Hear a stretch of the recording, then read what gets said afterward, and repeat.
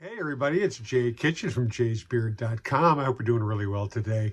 We are doing a review of a scent from a company, Boyds of Texas. I think we've done one or two reviews of some of their other scents in their line, but this one is Cuero, which means leather. Check out the bottle. It's really, I really like it. It's pretty simple, but it's very elegant to my eye, very American.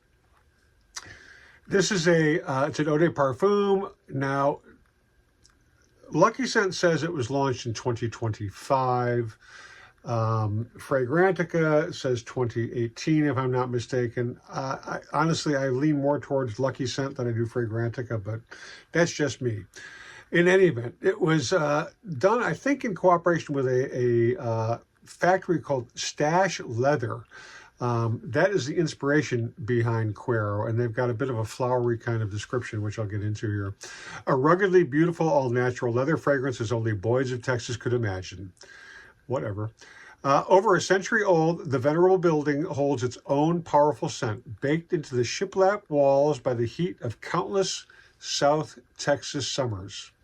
The warm patina of aged leather permeates the air, but the open windows also carry a dusty breeze, sweetened by the aromas of the floral meadows and stout cedar trees that surround it. Smoky, earthy, and resinous, yet touched with just the right hint of citrus and floral brightness, Cuero is a natural leather fragrance imbued with the true spirit of Texas. Okay, now they call this a citrus scent, a fragrance style. Citrus, floral, spicy, resinous, balsamic, smoky. I mean, okay, that kind of covers everything, right? I put this on earlier today. It is a very nice leather scent. It's not as manly, shall we say, as something like Quoium, I think it's called, from Eau de Parfum. That shit is intense. But it's also, I also pick up like ambers. I mean, this, when they tell you it's from this factory in Texas, this leather factory, you can kind of conjure up the scents and what the ambiance, because West Texas is kind of hot, to say the very least. And this, it's very leathery, no joke. I mean, if you don't like the scent of leather, stay away from this, because it's but it's a really nice, really warm and comforting. I mean, it's leathery, it's animalic, it's a bit funky. A lot of people aren't going to like this. I think particularly if you're younger, you're not going to be feeling this. But this just smells like the well-tanned hides, and it's very nice. Really, it's lovely. The sells for, I think, $128 for 50 mLs is the list price. It's a very nice.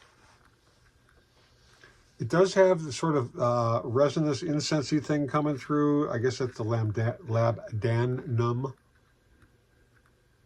I mean, it's tickling my nose. I feel a sneeze coming on. It's really nice. I mean, I'm pretty impressed. It's a very nice leather scent. There's smoke coming in.